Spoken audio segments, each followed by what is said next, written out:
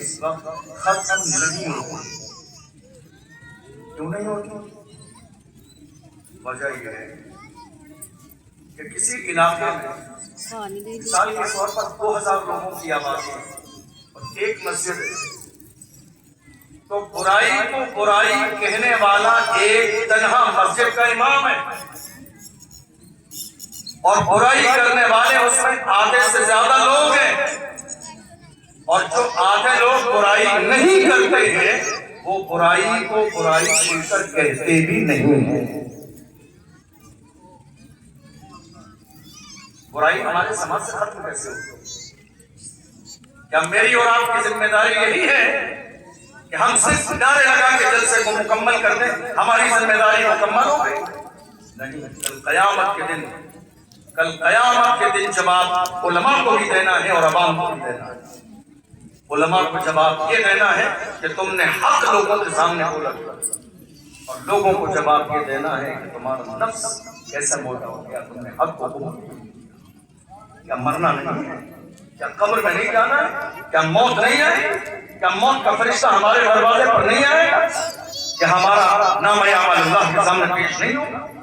آج کسی بھی سماج سے برائی ختم نہیں ہوگی۔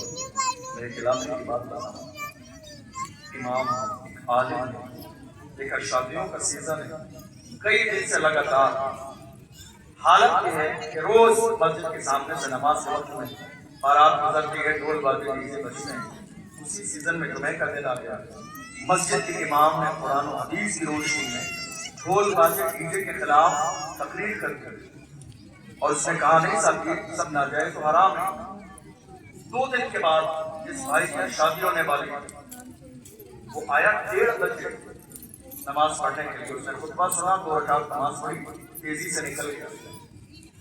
لیکن یہ ہماری قوم کے دلال ہیں جن کا حال یہ ہے لوگوں کو لڑانا، آپس میں فتنے پیدا کرانا، امام اور مقتدی کے اندر اختلاف پیدا کرانا۔ امام صاحب نے جمعہ پڑھا دیا، بات مکمل ہو گئی، لوگ چلے گئے۔ ایک صاحب اٹھے جن کے یہاں شادی تھی، ان کے گھر جا کے کا معلوم ہے آج حضرت نے جمعے کی پوری تقریر تمہارے خلاف، آج حضرت نے جمعے کی پوری تقریر تمہارے خلاف کی ہے۔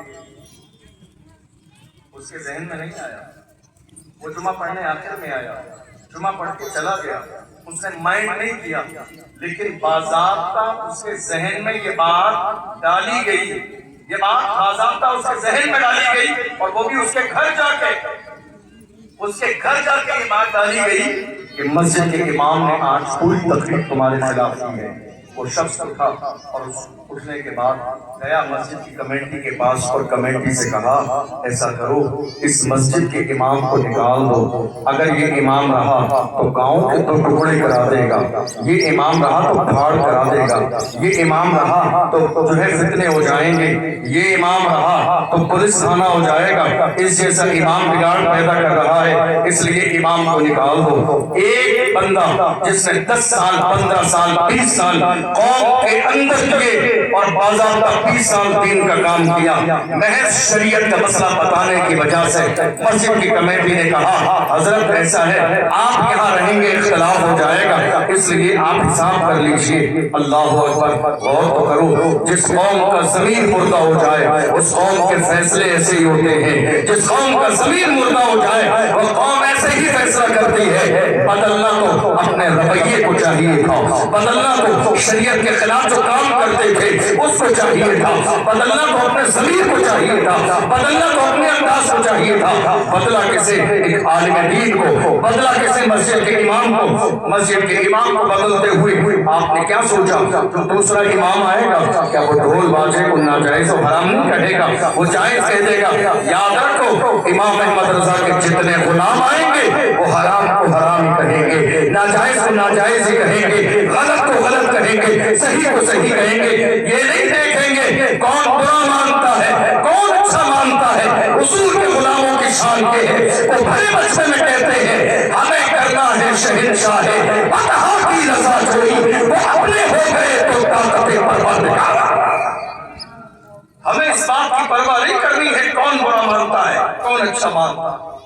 آج عالم یہ ہے، قرآن میں بار بار کہا گیا ہے اے لوگوں مسلمان پورے بنو، تمہارے عمل سے، تمہاری زبان سے، تمہارے انداز سے یہ ثابت ہونا چاہیے کہ تم محمد عربی کے غلام۔ آپ دیکھ لیجیے کوئی ایک ایسا عمل، میں آپ مجمع میں کھڑے ہو کے آپ سے پوچھ لوں، ایک شخص کھڑے ہو کے بتا دیں اس کی زندگی کا ایک کام ایسا جو 100% اسلام کے دائرے۔ افسوس ابھی رمضان گزرا ہے قریب میں، ہم وہ تھے جنہوں نے افطار کے فوٹو لے کر بھی اسٹیٹس لگائے، غریبوں کا دل جلانے کے۔